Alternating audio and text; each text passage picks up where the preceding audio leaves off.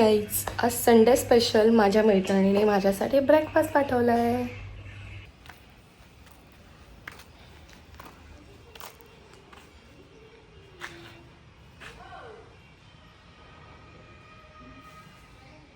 ये म्हणून खायला घालतोय.